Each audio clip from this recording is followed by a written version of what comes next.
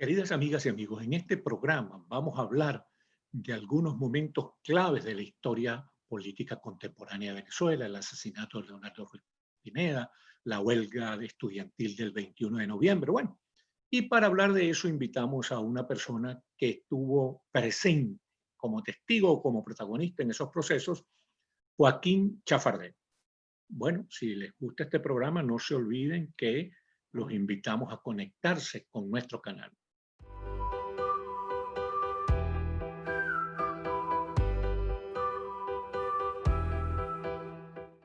Bienvenidas y bienvenidos, queridas amigas y amigos, a Actualidad con Alexis Ortiz por Bienvenidos Venezolanos TV, esta plataforma que estamos desarrollando para prestarle servicios de todo tipo a nuestros compatriotas venezolanos y a los latinoamericanos, nuestros hermanos latinoamericanos. Hoy vamos a conversar sobre tres momentos históricos muy importantes en Venezuela.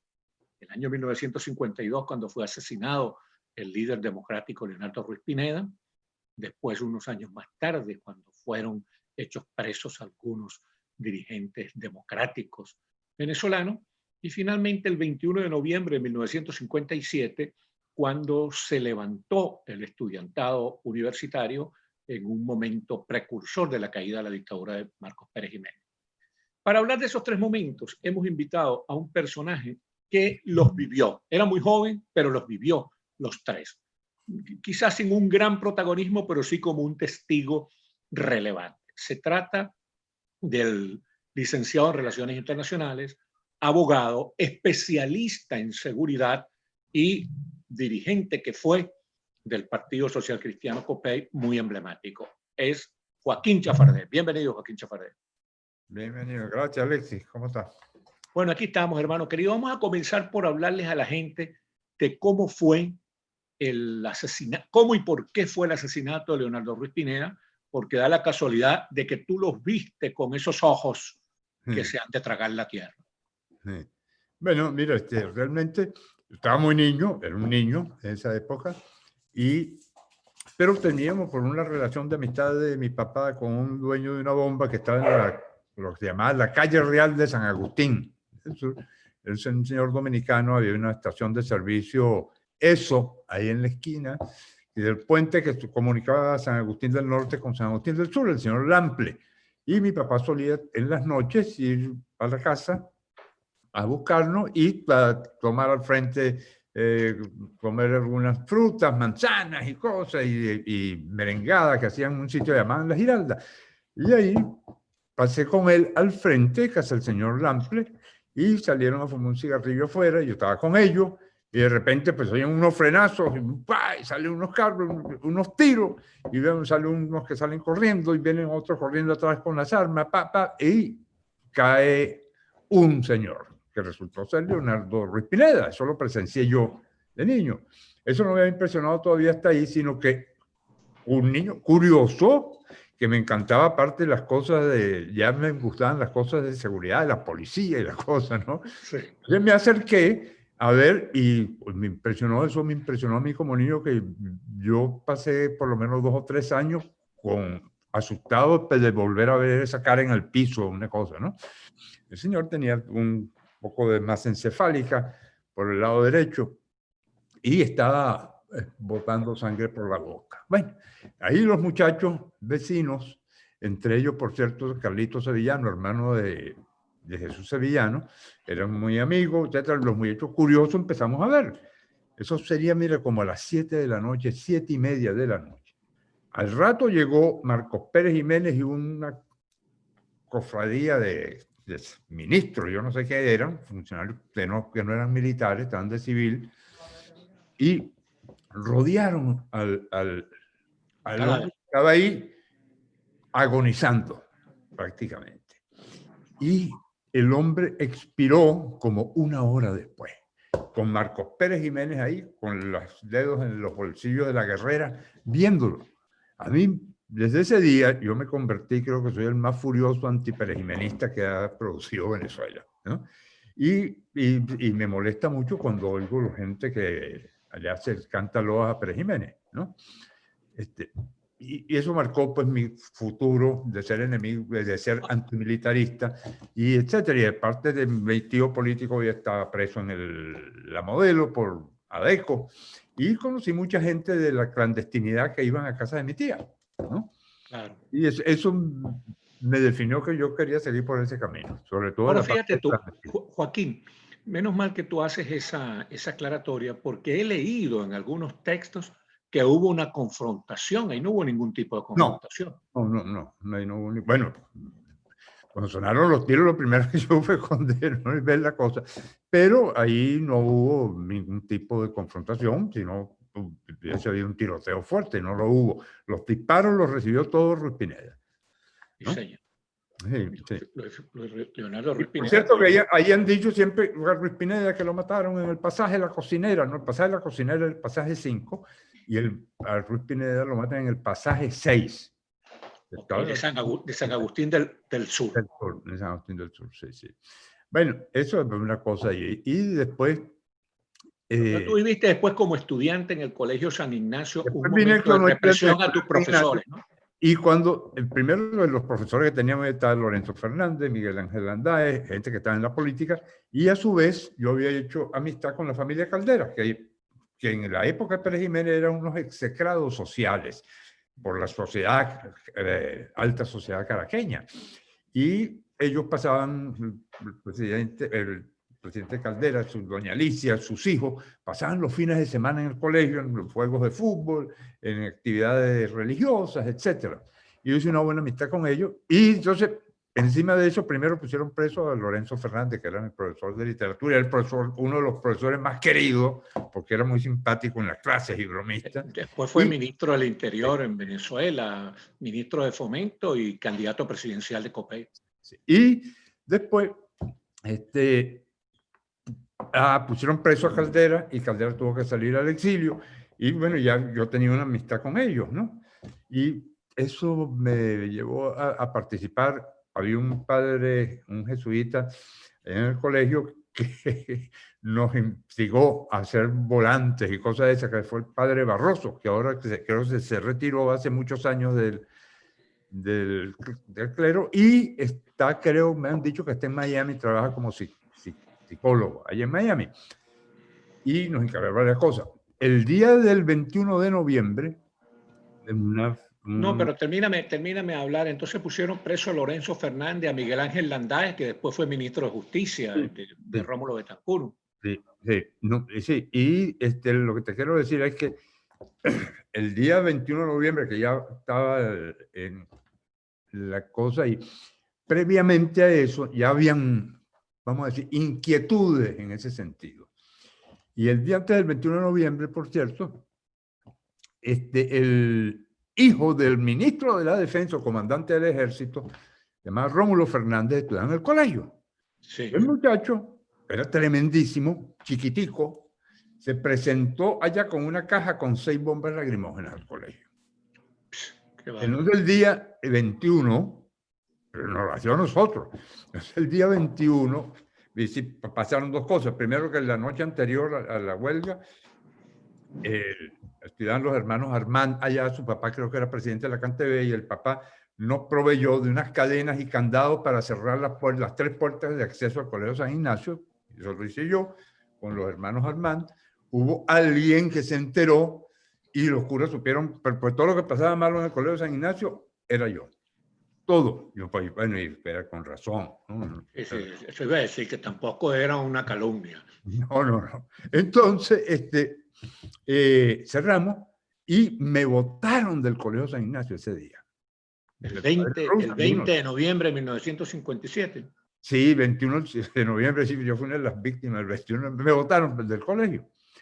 Y me fui, estábamos en plenas clases, continuaron las clases en otro lado, y me fui al Instituto Educacional Altamira, mejor conocido en el Colegio San Ignacio como Instituto Vacacional Altamira, porque todo el que votando el colegio se iba para allá. Y que la dueña era la profesora Eunice Gómez. Y ella se enteró de las cosas que yo había hecho. Y más adelante me encomendó mi primera misión clandestina en mi vida. Ella, la profesora. Sí, me llamó. Mira, tú te atreves a hacer esto. Sí, ¿de qué se trata? Entonces me dijo, este papel que vas a llevar, que era el comunicado del Colegio de Profesores de Venezuela contra Pérez Jiménez. Entonces lo todo, yo cargaba unos mocasines de esos americanos, le quité la plantilla, porque yo había leído muchas novelitas del FBI, le quité la plantilla y lo metí abajo y lo fui a entregar por la Plaza Tiuna, una imprenta ya. Esa fue mi primera actividad clandestina. Después, el día del 21 de enero, participé y me acompañó. El 21 de noviembre. Sí, el 21 de noviembre pasó todo eso. Bueno, la tranca en la Castellana y eso con el Colegio San Ignacio cerrado, porque le pusimos, a cada puerta le pusimos 3 cadenas y 3 candados, ¿no? Y bueno, eso, después de eso, vino lo que te digo bueno, y ese mismo día salimos con esas bombas lacrimógenas, un grupo de estudiantes del colegio. Había uno de ellos que tenía un carro, Sisto, no me acuerdo el apellido de Sisto, tenía un Packard, y salimos y tiramos bombas lacrimógenas en el Colegio de La Salle, en el Colegio de la Guadalupe, para que se pararan la clase, ¿no? Bueno, y posteriormente, el 21 de enero, este mismo grupo, fuimos, nos llamaron, los curas me llamó, porque a toda esta altura estaba preso el padre Pío Bello, se llevaron un poco de sacerdotes presos, de jesuitas, porque en el Colegio San Ignacio había un experimento que hizo Pérez Jiménez de instrucción militar y había toda una armería como con 400 fusiles. Ahí, y hubo unos fusiles que desaparecieron sospechosamente, de los cuales uno llegó a mis manos, yo no sé cómo, pero bueno. Y entonces lo pusieron preso a todos los curas. El día del 21 de enero, que comenzó la huelga, a mí me tocó, junto con Vicente Lecuna Torres, ¿no? Ir a tocar las campanas de la iglesia de Chacao, porque el 21 de enero fueron cornetas y tocar campanas en todas las iglesias.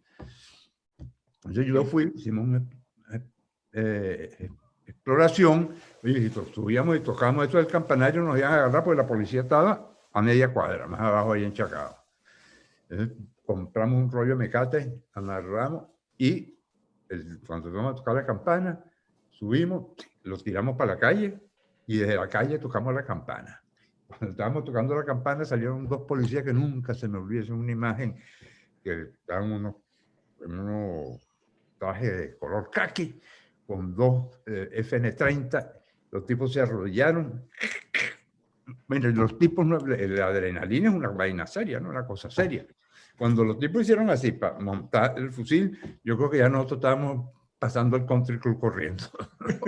Fueron 2 tiros, bueno, fueron cosas, y después me tocó en esa época un grupo del colegio, Perón vivía en el country club, en la calle que comunica el country club con la Florida, y fuimos, caímos a peñonazo, eso, etc. Y de ahí, bueno, comenzó el movimiento universitario. Ya sabía, alguna gente del colegio estaban en la Juventud Copellana, porque allá fueron...